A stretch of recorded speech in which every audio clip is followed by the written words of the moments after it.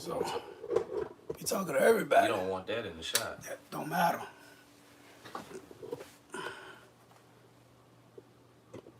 It's gotta be turned this way.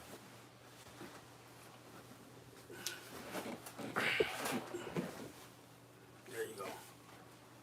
Woo.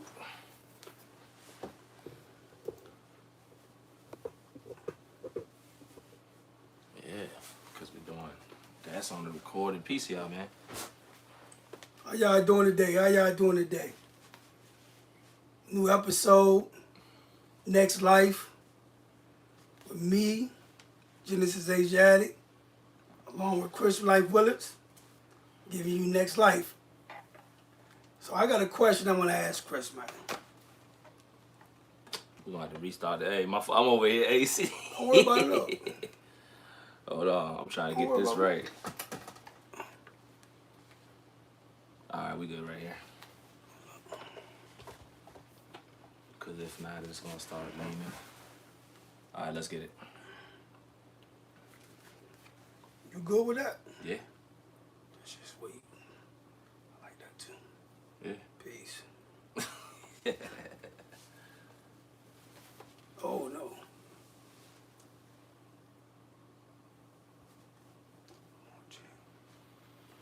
What's going on, y'all? How y'all doing today, man? Genesis in Life, Chris Life Willards.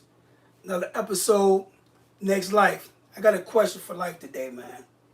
My question to you, Life, is being away from home for over 17 years, coming out here in society, being on the internet, tell me, what do you see how the detriment of being on social media? Oh man, social media. So I like illustrating this point. When I came home after 17 years, society had shifted when it came to technology. Before I got locked up in '03, they had Nokia chirps, the yellow phone, you know what I'm saying, the yellow joints. Right. Nobody was texting. My girlfriend at the time was texting, and I promise you, there was a fee. It was Sky, the fee was crazy, so nobody texted. They didn't use that service. When I came home 17 years later, everybody's walking around like this. Right. Every day, all day. And for me, because I'm not that far removed from how it once was, because I was basically in a time capsule, I can see how the shift it's messed society up. You know. But explain to the people how it messed them up. I'm saying in there, man.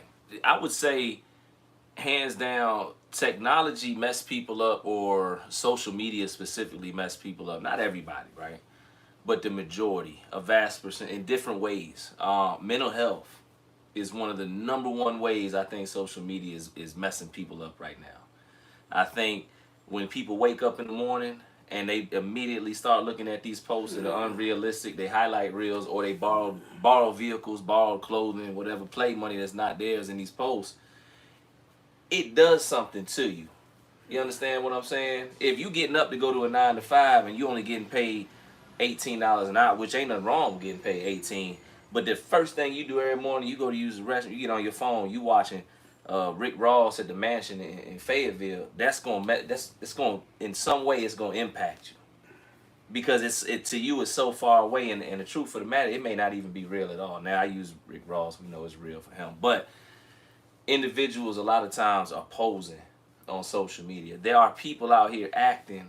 It's portrayals. And talk about that. That's the actors. The actors on social media is wild. I know more actors now than I've ever known in my entire life. You know what I'm saying? Because and I say that in the most respectful way, but and I tell my people, I say, yo, why y'all don't ever post the real stuff going on in you? You know what I'm saying? Why you posting the highlight reel? Show the work. That's all I'm saying. Oh, like somebody going crazy. Show the work.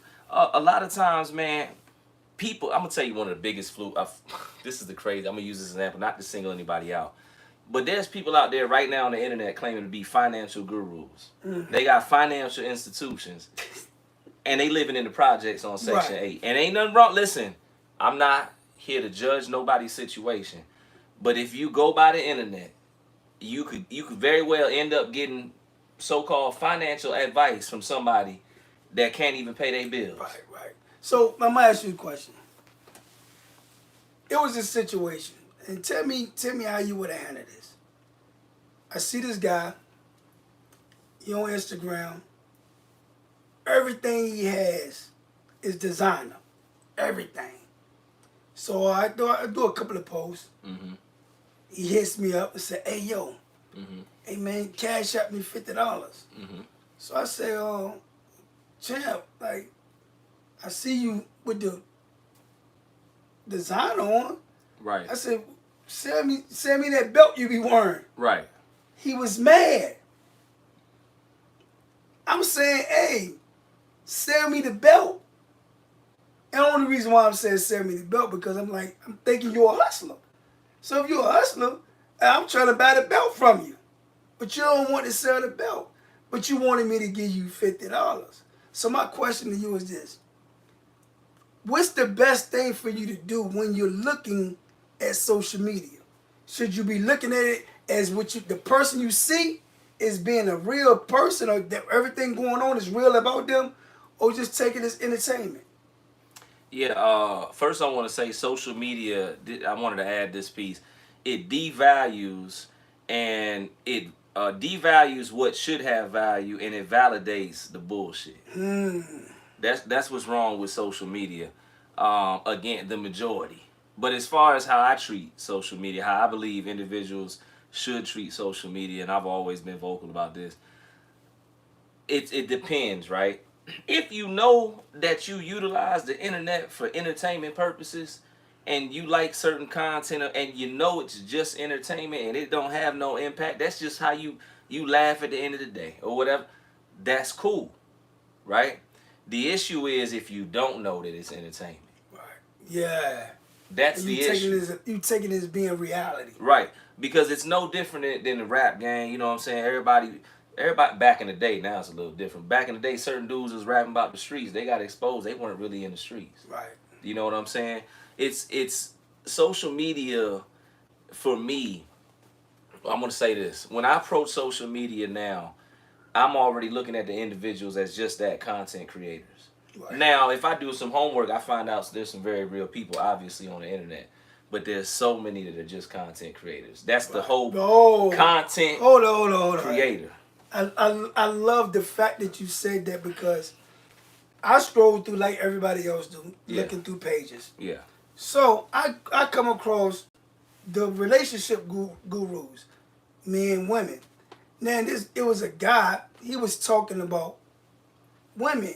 Hey, if your man doesn't do this and that, then he's not a man, you're alone. Yeah. So I'm just listening to him, not saying anything. Yeah. But something made me go and look at his page, and I'm like, yo, you don't even have a woman. Yeah. Yeah. And it kind of bothered me because I'm like, well, that's what I'm saying. That's what it was. The internet is be all you can be. But again, the issue is there's people that have followings of millions, right? That they don't care about you. So the decisions that they're making because they have influence over your life because you follow them. That's what it's called, a following, right? I don't use that. I don't like using that word, but that's what it is. It's family. Yeah, you locked in. So every time they content pop up, you see it, you engage with it. You know. So when you dealing with these content creators, these different whatever these people, man, do your homework. Yeah. You know, if somebody's talking about building houses, see if they ever built a house before. It should be fairly easy. If I'm on the internet talking about something, I'm just saying. Hey, if I'm talking, like that, but think about this. Think about this shit. Think about this. It's what built a house. It ain't never built a house. If I can get on the internet and talk about it, that must mean I'm great at it. Yeah. I have to have done it so well that I can garner your attention to tell you how to do it. Now, in order for me to be that great, there has to be some type of picture-proof digital print somewhere in the cloud, somewhere. So you gonna check see if they made out. Right? So it take you 2 seconds. When you see somebody, how many times, all them Forex traders and all that, y'all make me sad and mad and everything else. You take that same energy and put it into something else because we know the truth. Yeah. We know there's too much, man. There's too much energy at putting into the shenanigans and the foolery. If we use social media the right way, and we started connecting with people. That's what I meet so many amazing people. I have access to different types of resources now. I've got different types of support globally.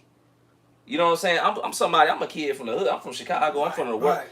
I can get on here because of the internet, and I can speak to somebody in Australia who's helping me write a book right now. You know what I'm saying? I use social media for that, to learn, to educate, to be informed. You know what I'm saying? Also to get my voice. But anything I put out as well is the same way anything I take in. I tell everybody guard your algorithm. Guard your algorithm like you should be guarding your mind. You have to. You know, I had a conversation with somebody before, and the individual was like, you know, we was talking about knowledge. Was knowledge whether it was good or bad? I'm like, knowledge is neither good or bad. And I'm looking at social media. I'm like, social media may be that good or be good or bad. It's how someone uses it that determines whether it be bad or not. Yeah. So you have a child that's, let's say, 12 years old. Can social media be good for them, or could social media be bad? Or could it be both? No, it could be good. It could be bad. It could be whatever. Whatever you. It's just like the world. Now you can't safeguard your child. You can't from every single thing, right? The older a child gets, the more exploitative they get, and you work whatever. But what I'm saying is, we talking about the things you can manage, right? It's just like the world. I'm not gonna walk my child or my nephew, my niece into a gunfight. You know what I'm saying? We ain't gonna do that, but I'm gonna take you to the library. I'm gonna take you to the museum. So it's the same thing that should be done with the internet. For me, I do believe in what they call parental guidance, PG-13. You gotta put it up there. I believe in all that. You know what I'm saying? That because society is very fast. Yeah. You know what I'm saying? You see a lot of young people trying to act like they older, live like they older, and the fact of the matter is, in a lot of ways, they still are their physical age. Don't take this piece out of context. But they're being exposed to things at an earlier age than we were because of the internet, a big piece of that. So they're aging, they're maturing. Right. Maybe that's the word. And I don't even want to call it maturing, but they seasoned a little bit That's faster. what I say. They're knowledgeable. Yeah, they already see. There's a difference. Back at 12, I think at 11, 12, I was still in the coat room passing out at the parties on Saturday night. You have to get that from a dictionary, a encyclopedia. Yeah. These kids now, no, these kids, you be like, look, man, you need to stay out the streets. They be like, what you talking about? I just did this. I was down the street. I done pushed this. I done had it. I'm like, God, you 13? And they experience things much more easier. So I used to tell people, I said, man, look, to me, social media is almost like the fruit in the Garden of Eve. Because once you bite it, you start getting some information.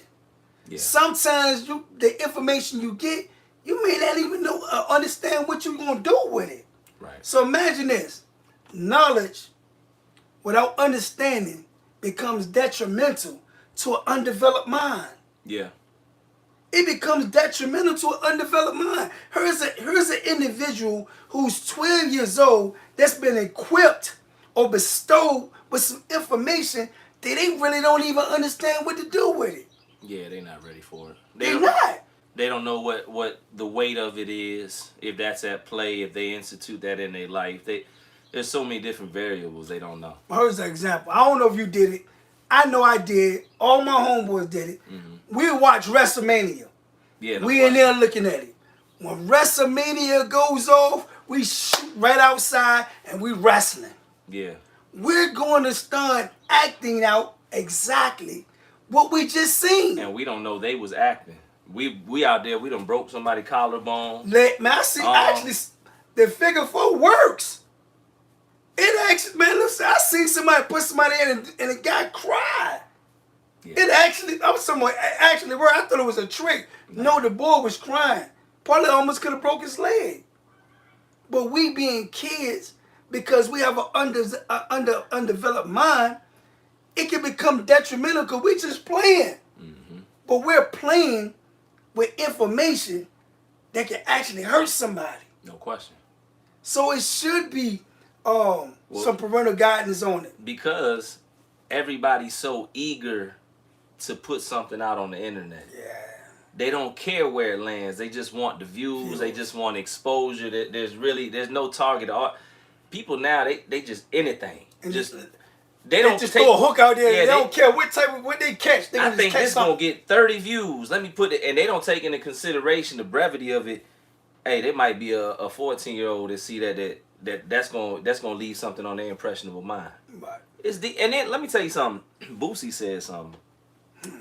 Never mind the children. Not never mind, but let's go over here. Let's go over here with it to the relationship aspect with social media. Boosie said social media has messed relationships up. I don't know if you've seen this piece. I want to get your take. I ain't seen it yet. Watch this. He said, this is an old piece, but I want to bring it up. He said, back in the day, when a man would leave to go to work, this is how he said it, not me. The only women he would see is his wife, the individuals he worked with, and the ones at the grocery store, and he would come home, right? If he was cheating, doing something wrong, the chances are, I ain't gonna say, obviously we know people was doing that back in the day. Right. But it was limited to that because that's all he seen, basically what Boosie was saying. His hands couldn't reach no further than that. He said now a man wakes up, it's DMs, messages, IG, you seeing all these women, all these different images. And he said it's the same thing for women, but in a different way. He said back in the day, a woman would hear what another, a woman's husband had acquired or whatever through the telephone, through a call. Now you getting on there, you seeing these millionaires buy they whatever, a flight to, I don't even know, Tokyo and a bunch of jewelry. How do you think, he said it done messed up relationships, and in a lot of ways, it has. I've seen it just in my short time. People put their business out on the internet about their relationship. People, let me tell you something, I might be old school, but I'm old. Certain things I ain't gonna put out there. Never. You know what I'm saying? What are your thoughts in regards to that? In relationships, I agree with it. Temptations is an M. Yeah. Because a lot of times, like, most people haven't even built up a tolerance level to stop watching certain TV shows or stop eating certain foods. Yeah. So if you haven't disciplined yourself enough, then when you see temptations, you gonna reach out for them. It's no restraint. It's none. You don't have the willpower to say, well, no, I'm not gonna get her my number, or I'm not gonna open this. I know it's a picture right here, or you open up, it's a picture of something. You say, yeah, I'm gonna just save it, or I'm gonna just leave it right here. You know what I mean? You ain't gonna open it up, but you ain't gonna put it in your gallery, but you gonna see it. So at one point in time, those things wasn't accessible to you. Yeah. So now it's being accessible to you, and you can look and say, what is this? Because I see it. Yeah. After doing 23 and a half years, and then I have a phone, and no, I'm not against nobody who like doing it. It is what you do. You working out or whatever. But I scroll, and my wife might be sitting beside me, and I scroll and heard somebody bent over. Now, this what looks crazy. She's bent over, I'm scrolling, then she looking like, yo, what you looking at? You still scrolling up. Yeah. And then algorithms. Because people saying the algorithm this, the algorithm that, it may get in her head like, what you done put in your algorithm for you to see this? Mm-hmm. So a lot of times, man, that can actually put thoughts into people's heads that wouldn't necessarily even be there. Like, I'm scrolling, I might be looking for something particular, just seeing something I want to look through, some news or whatever, and I see, and that come up, boom. That right there alone. Do you get the feeling, so in regards to that, do you get the feeling like social media in a lot of ways is designed to corrupt, not just relate, but anything? It's like, have you ever been talking about something and then an ad pop up on the phone? Oh, I already know. Listen, I'm gonna tell you what's so funny. That's some crazy stuff. I'm going to Virginia, right? Soon. I'm going to Virginia soon. And we was talking about service dog tags and things for the dogs. Never looked it up. That's all I see on my phone now. Now I didn't have my phone in my hand. It was sitting there, and we talking about service dogs, and maybe getting tags or maybe getting a little thing for the dogs. Cause we taking it with us. Now everywhere I look on social media, I don't see it on TikTok, but on Instagram and Facebook, that's all I'm seeing is ads on service dogs. Yeah. So I think that if you do scroll through and you sit there a little long, it may just think, okay, he might be interested in this. Get Let me good send him attention. some more. But what happens if you sitting there and someone call your name and you stuck on that page and you leave it and you go do something? Now the algorithm telling, hey, this individual, it really likes this. But you just set your phone down for a second. Yeah.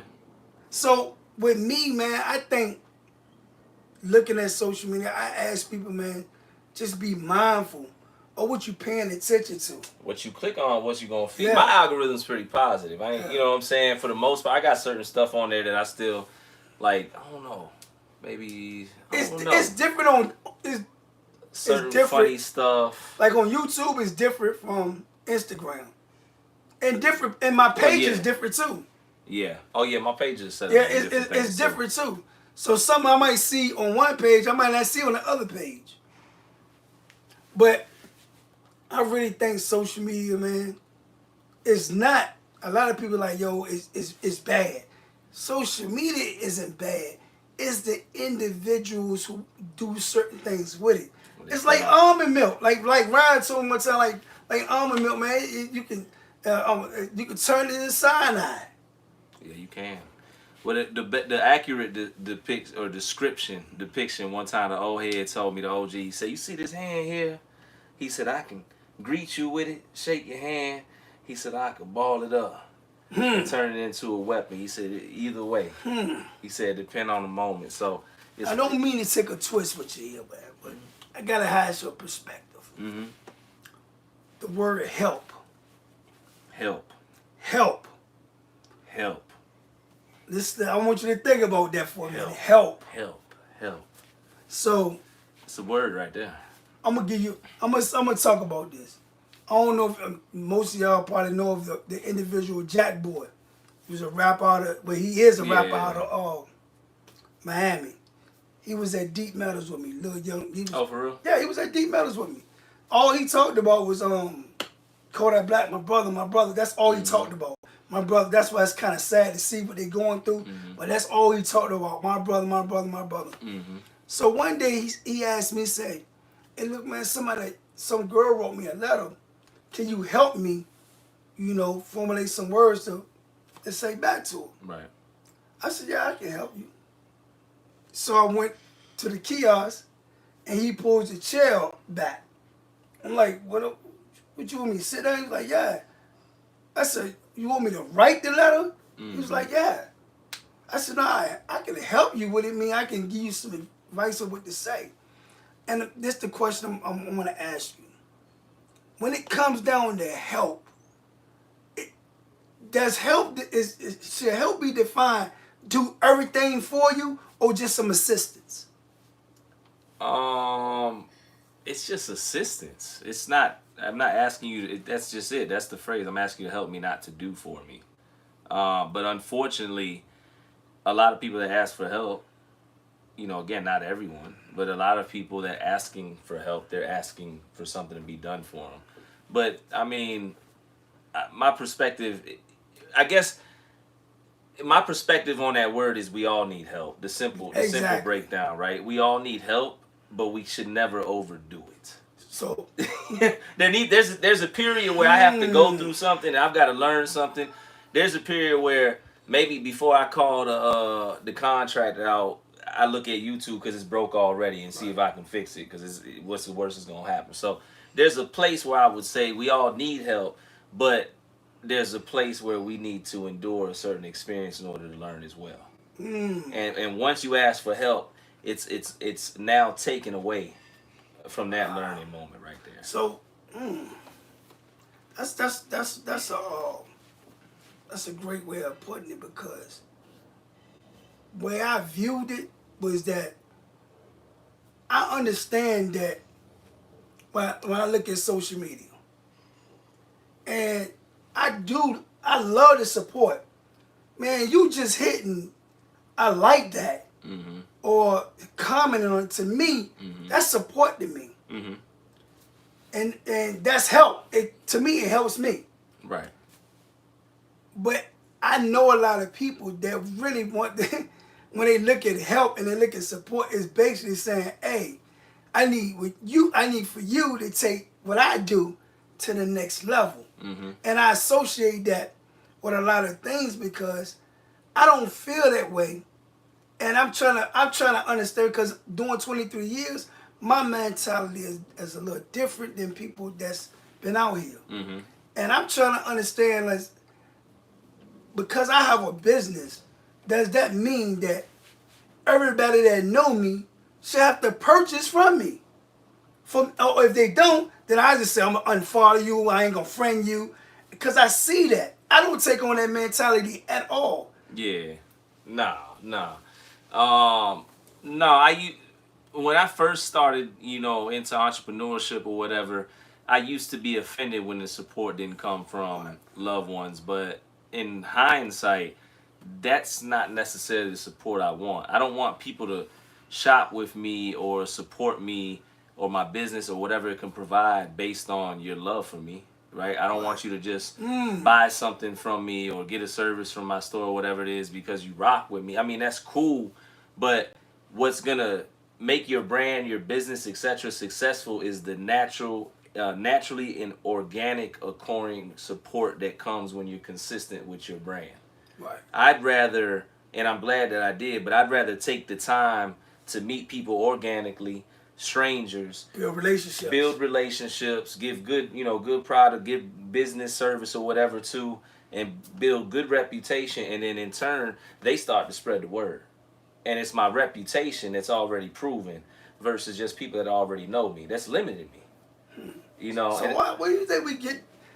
What do you think that the idea that these people are supposed to be friends and family, supposed to be the ones that put you into that position? Where do you think we get that idea from? I mean, Was it entitlement. No, it's entitlement.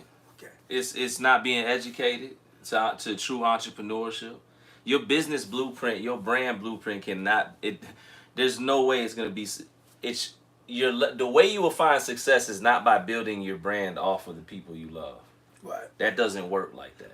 You know what I'm saying? Again, that's after the grand opening, 9 times out of 10, them people gone, and it's okay. I understood that. Yeah, it's okay. You know what I'm saying? understood that. But what I think is funny is, and because you mentioned in the last part, you got some people, they be like, oh, they ain't like my stuff, I'm gonna block them. Yeah, I can't. I won't do that. No, because nobody's obligated. No. You know what I'm saying? And everybody is not gonna like everything that you do. No. They just not gonna like everything that you do. And my reality is this. I understood that. Let's say I know 20 people, and 20 people, they're my friends, they're my family members, incorporated into one. Do I expect for these individuals to buy for me every month, every day, every year? It's not their job to fund your business. No. And that's what happens when you expect the people closest to you in your circle to automatically fund your business. That's what you're asking them to do. Exactly. You're asking them basically to keep the lights on in your Hey, I opened a business. You're my cousin. I need you to shop with me. Now, let me be clear. If I open up a grocery store and my prices are the same as Food Line, Kroger, whatever, come on now. But if that's not the case, or it's not a service that people utilize every day, I can't. If I sell hats, and I can't expect somebody in my family to buy 15 hats off every month. That ain't a real. And they don't even like hats. They don't even like hats. You know what I'm saying? So again, it's written. Now I will say, what I do not like is when somebody in the circle, somebody offers a service, a business, or whatever. It's good service, because I ain't saying bad. Sometimes your friend might need to tighten up, but it's good service. Prices are affordable, lower than what bigger brands offer, and won't shop. Your people won't shop. I do think that's a little crazy. You'll drive. I'm gonna shop with you. Yeah, you'll drive past the I don't know, the $10 whatever jerk chicken plate that's delicious. That I'm chefing up, and go to the $20 jerk chicken plate. I think that's that's weird to me. That's all I'm saying. Outside of that, good God Almighty, I don't want to know what the heck that is. What? That's some Arabic. Oh Lord. What's going on with? That's from another. Oh, I'm about to. Oh, they messing up. They trying to mess up your. Yeah, you gotta get up off there. Whoa. We're going live over here as well. I just blocked them. What the heck was that?